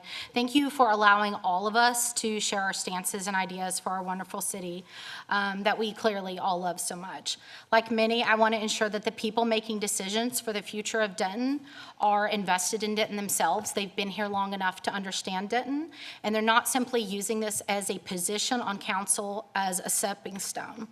To close, I also want to remind this community that inconsistency is a threat to our democracy. 30 seconds. Unlike my opponent, I stand for consistency. I stand for this community. You can count on me to listen, be consistent, and I will have a factual basis for my voting decision, not because I'm trying to appeal to a certain group or reading text messages from people in the audience throughout this forum. So I want you to know I am, I'm someone that loves Denton. I also am a blue-collar worker. I'm also someone. Thank you. Everyone gets the same song now. It's just the song about time. Thank you. Jill, 1 minute on the clock. Closing remarks. Thank you. Denton is changing a lot, and as I talk to constituents, some people like it and some people don't like it. But with any kind of change, it also brings challenges. And what I can tell you is that I promise to lead with respect, integrity, and courage. I love the new big ideas that we hear. For example, our mayor has suggested an outdoor and indoor sporting facility, something like mini golf, and I'm saying let's think big. It's a win-win as far as 30 quality seconds. of life for our kids, as well as bringing in that all-important sales tax. I care about our city, I care about our citizens, and I care about you. I always want to hear from you, and thank you for your consideration, and thank you, Chamber of Commerce, for hosting this candidate forum, and thank you to all of my fellow candidates. Thank you. Lillian, 30 seconds now. Just kidding. 1 minute. Jill almost had only 30 seconds left. 1 minute closing comments. Thank you so much. Okay, well, again, I just want to thank you guys, too, for coming out. I'm really excited to be in this position and to be able to offer some of the thoughts that I've had and how we can make Denton better. I'm all for the big ideas. I'm really interested in revitalizing McKinney Street, connecting it to downtown, making sure that we're offering spaces for new business, for local business owners to thrive and to grow, and also to give our community just a diverse and eclectic place to hang out. And so that would be something that I would be really excited to continue working. Again, I have lots of partnerships. I've served on many committees. I was on the Civil 30 Service seconds. Commission. Currently, I'm on the Community Service Advisory Committee and also on the Police Training Advisory Board. And so I want to make sure that we're all working together, that we are progressing together. We want to revitalize Denton. We want to revitalize downtown. We want to bring in new businesses, but we cannot do that at the expense of people who are currently here and people who currently call this place home. I'm all for being a bridge builder. I want us to communicate. I want us to learn from each other, and I want us to move forward together. And so that is my little motto in English and in Spanish, Time. juntos together. Thank you so much. Time. Thank you. And Stephen, 1 minute on the clock. Closing comments. Again, for our most important position locally, this word in Spanish, mayor, means the best decision that we can make for all of us. I care generally that each of you guys are okay. I don't know if that's true relative to our current leadership. I am from this area. This man is Horace Self, that's my grandfather. This was from his funeral where I wrote the eulogy. He built Denton Bible Church. Not 30 only seconds. provided a lot of the funding, but for the Summerall Center, which was the first sanctuary there, my grandfather provided a lot of the labor. And so, not him personally, his company, Texas Plumbing Systems. I'm from this area. I bleed Texas. I love Texas. And I think that we can do a lot from here relative to getting some pride back into our culture and getting our kids back excited to be from here. And I think that'll go a long way toward attracting businesses and making y'all more Time. profitable if you're already here. Thank you. Time. Thank you. Gerard, 1 minute. Closing comments. Okay, can you read the question again? Yes, I can. 1 minute, closing comments. Thank you. You're welcome. You almost got me there. I was like, where did I go? Thank you. So I'm focused on the same things. It's taxes, streets, safety, homelessness, and I'm looking to serve you. I'm asking for your vote again, and it's hard to run for office. It is difficult to be here, right? And so when actions and words, evaluate those. Talk to your friends, talk to city staff, ask them who they'd vote for. But I want you to evaluate that. Words, relationship building, and hard to run for council. Those two things, let's take a look at that. And you have 4 existing council members 30 seconds. right now advocating against one of the candidates that's put their name out there in earnest just to run. That's not right. So I'm asking you to stop the divisiveness. I'm asking you to send me help. I'm asking you to please vote. Thank you. What's great? Now, wait a minute. Do we all get a parting wish, or how does that work? We all get a parting wish if we all say them at the same time into the microphone together, so no one can. No, I would like to say, it takes a lot of effort to run. And we as a business community recognize that. You're signing up, you're taking time away from family, kiddos, business, whatnot. I grew up with a father that was a coach, and it's applicable to the timing. I was not good at that for him growing up. I'm not good at it now. But he would say you run best when you're free and clear and not on the clock. And I think you'll be able to communicate best with our business community when you're free and clear and not on the clock. I would encourage you all to stay for a handful of minutes, because we do have a very kind officer who's here tonight, and I want him to go home to be with his family. So we are closing the forum up. I would like anyone that's interested to stay and have this conversation. There's several other council members currently who are in the audience tonight, and we appreciate them. But early voting begins April 22nd and runs through April 30th. Election day is May the 4th. And may the 4th be with all of you. Here's to a successful next round of voting, and we appreciate your time this evening.